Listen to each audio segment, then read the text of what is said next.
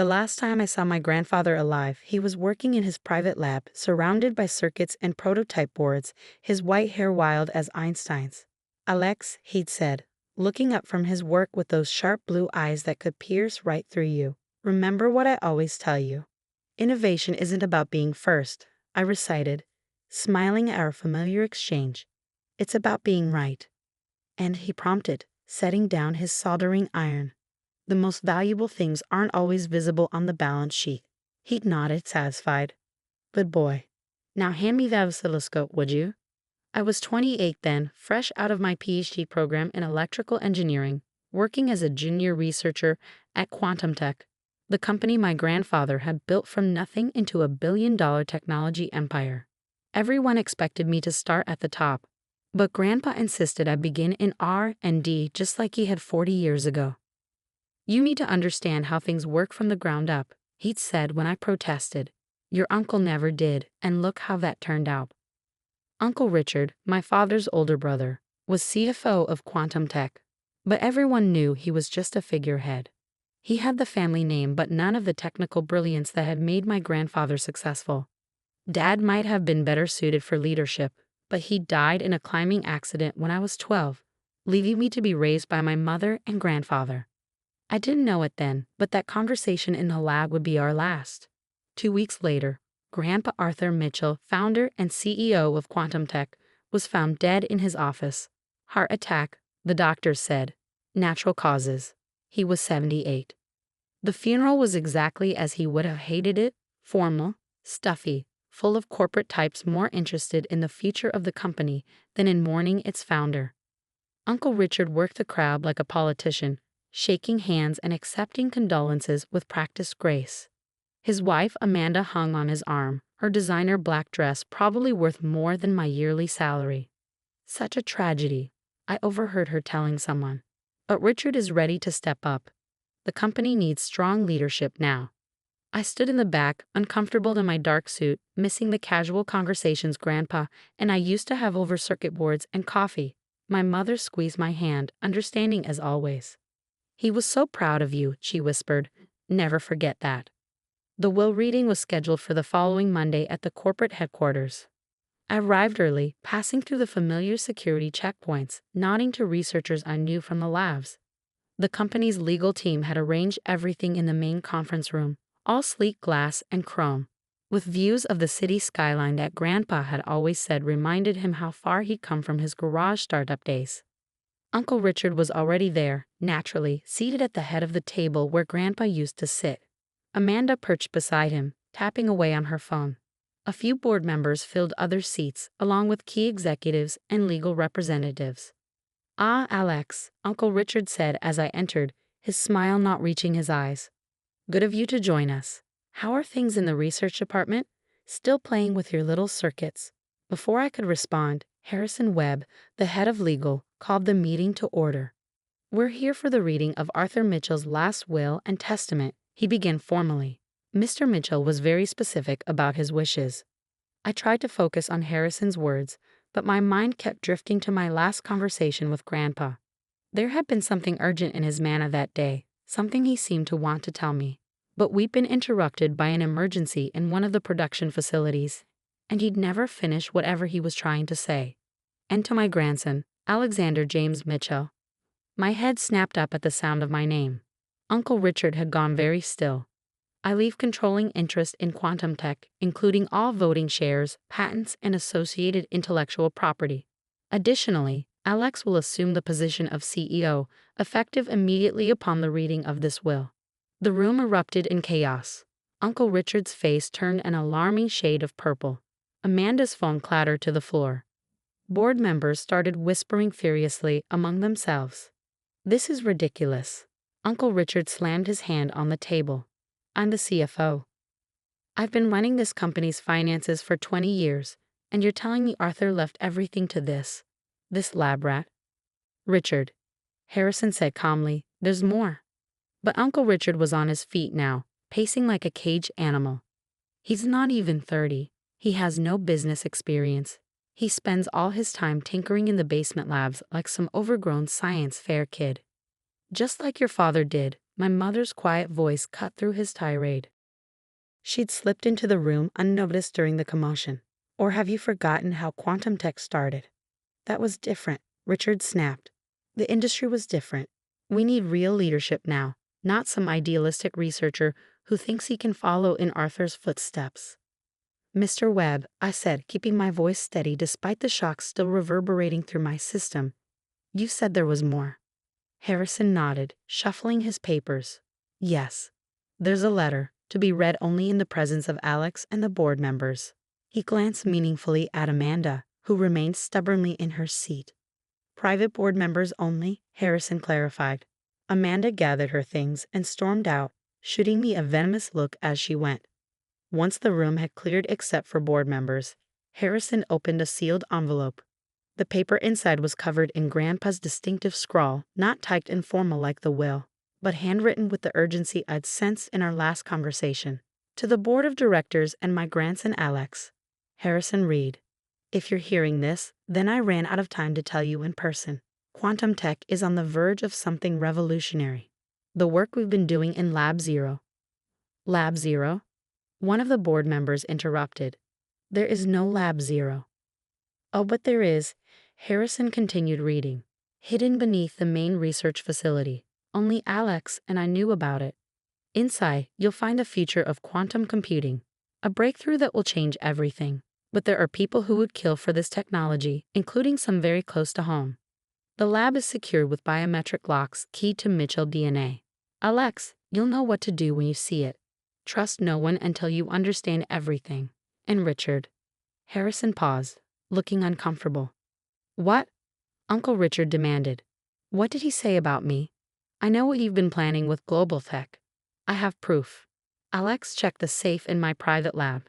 The password is your father's birthday. The room fell silent. Global Tech was our biggest competitor, a tech giant that had been trying to acquire quantum tech for years. Any dealings with them would be a massive breach of corporate trust. This is insane, Uncle Richard said, but his voice had lost its anger, replaced by something that sounded almost like fear. Arthur was clearly losing his mind at the end. Hidden labs. Corporate espionage. He was paranoid. Nevertheless, Harrison said, these are his legal wishes. Alex is CEO, effective immediately. And given the serious nature of these allegations, I recommend a full audit of all executive communications and financial transactions. Uncle Richard stormed out of the room, nearly bowling over an assistant in his haste. The board members gathered their things, some offering me congratulations, others looking skeptical. Soon only Harrison, my mother, and I remained. Alex, Harrison said quietly, your grandfather added something else, for your eyes only. He handed me a small envelope. Inside was a single piece of paper with just one line. The quantum key is in the music box. Be careful who you trust. The music box. I knew exactly which one he meant. A handmade wooden box that had sat on his desk for as long as I could remember. It played our favorite back piece, the one he taught me to play on piano when I was young. I need to get to his private lab, I said, standing. Now. But as I would soon discover, I wasn't the only one with that idea. The security logs would later show that Uncle Richard had accessed the lab just minutes after leaving the conference room. What they wouldn't show was what he took, or what he was planning to do with it. My grandfather's private lab was exactly as I remembered it from our last conversation. Organized chaos of circuit boards, testing equipment, and handwritten notes in his distinctive scrawl.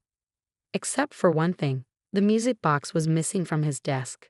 Someone's been here, I said, noting the disturbed dust pattern where the box should have been. Recently.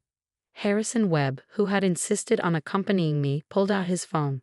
I'll check the security logs. Yes, Richard accessed the lab 12 minutes after leaving the meeting. My heart raced as I approached the wall safe hidden behind a vintage vacuum tube diagram. One of Grandpa's favorite pieces of scientific history. The combination was indeed my father's birthday, 03 to 1772. Inside, I found a thick folder labeled Global Tech and a tablet computer I'd never seen before. The folder contained emails, financial records, and photographs that made my blood run cold. Uncle Richard had been secretly meeting with Global Tech executives for months, providing them with confidential quantum tech research data. But it was the tablet that held the real bombshell. "These are security recordings," Harrison observed as I swiped through the files.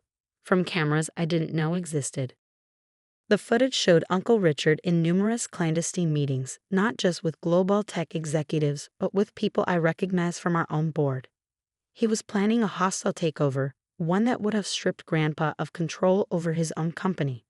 "That's why he changed the will," I murmured. "Grandpa found out about the conspiracy." But where was the music box? And what was this quantum key Grandpa had mentioned?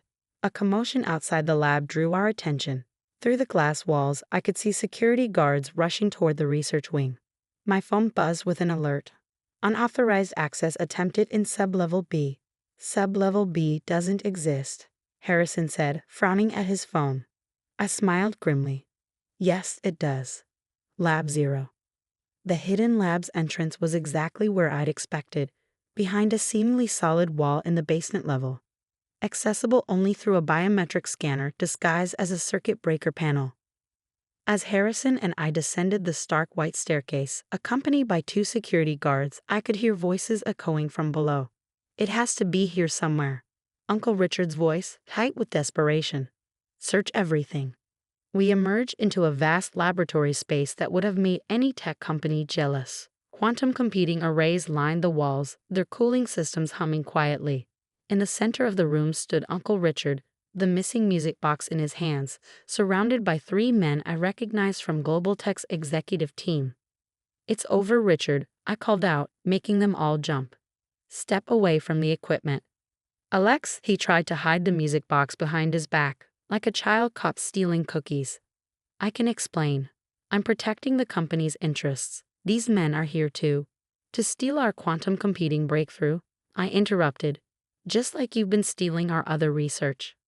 One of the Global Tech executives started edging toward the exit, but the security guards blocked his path. "You don't understand," Richard snarled. "This company needs real leadership, not some idealistic kid playing scientist. I've spent 20 years making backdoor deals and selling our technology to competitors." I pulled out my phone and played one of the security recordings. Richard's face went pale as his own voice filled the lab, discussing pricing for stolen trade secrets. "Where did you get that?" "Grandpa wasn't as oblivious as you thought.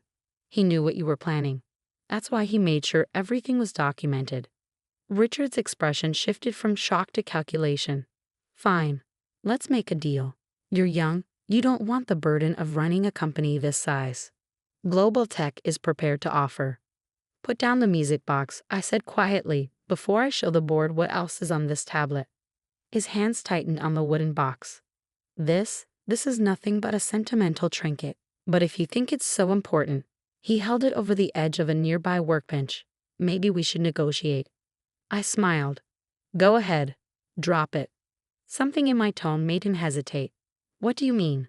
"The quantum key isn't in the music box, Uncle Richard. That was just Grandpa's way of identifying who we couldn't trust. The real breakthrough." I gestured to the quantum arrays humming around us. "It's already integrated into every system in this lab. Has been for months." "You're bluffing," one of the Global Tech executives said. "Our sources say the technology isn't operational yet." "Your sources," I said, walking over to a terminal, "were as reliable as your ethics." I typed in a command, and the screens around the lab lit up with a familiar back melody translated into quantum algorithms. "Grandpa and I completed the final tests 3 weeks ago." The patent applications were filed the next day. Richard's face contorted with rage. He hurled the music box at my head, but one of the security guards caught it mid-air. Within minutes, the lab was swarming with police and FBI agents. Harrison had quietly called them while I was keeping everyone distracted. "You'll regret this," Richard spat as he was led away in handcuffs. "You're nothing but a lab rat playing at being CEO."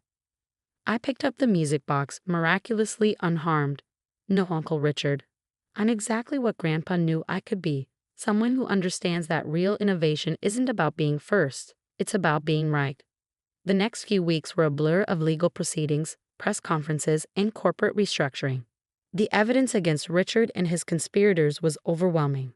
The board, once they saw the security footage and financial records, voted unanimously to support my leadership. Quantum Tech stock actually rose when the news broke, The market apparently appreciated a CEO who could protect corporate secrets and innovate at the same time. The quantum computing breakthrough, when we officially announced it, exceeded even our most optimistic projections. 1 month after the confrontation in Lab Zero, I sat in what was now my office, the music box restored to its place on the desk. My mother had just left after helping me hang a new piece of art. The vintage vacuum tube diagram that had hidden Grandpa's safe, now framed and mounted where I could see it every day. A knock at the door interrupted my thoughts. It was Dr. Chen, one of our senior researchers, practically bouncing with excitement. "Alex, the quantum network test results, they're even better than we predicted. Your grandfather's theories about quantum entanglement were spot on." I smiled, remembering all those late nights in the lab with Grandpa, discussing theories that seemed impossible then. "Show me," I said, following her toward the research wing. As we walked, we passed the wall of CEO portraits. Grandpa's photo was there now, right next to where mine would eventually hang. His eyes seemed to twinkle with that familiar mix of mischief and brilliance. "Innovation isn't about being first," I whispered. "It's about being right." And somewhere I was sure Grandpa was smiling. In the months that followed, quantum tech flourished under the new direction. We expanded the research division, established a foundation to support young scientists, and created a mentorship program that would have made Grandpa proud. Uncle Richard and his co-conspirators face federal charges for corporate espionage and fraud. The music box still sits on my desk, playing Batch whenever I need inspiration. Inside, where Richard never thought to look, is an old photograph of Grandpa and me in his original garage lab. Both of us covered in solder burns and grinning like mad scientists. On the back, in his handwriting, is the real key to everything. The most valuable things aren't always visible on the balance sheet: love, trust, and the courage to do what's right. Never forget where we came from, and never stop looking toward where we're going. Love, Grandpa. Sometimes, late at night when I'm working in Lab Zero, I swear I can feel his presence in the hum of the quantum arrays, in the elegant dance of electrons and algorithms, in the endless possibility of discovery. And I know that while Richard saw only dollar signs and corporate power, Grandpa saw something far more valuable: the future and someone he trusted to guide it. Innovation isn't about being first, it's about being right. And sometimes being right means honoring the past while building the future, one quantum bit at a time.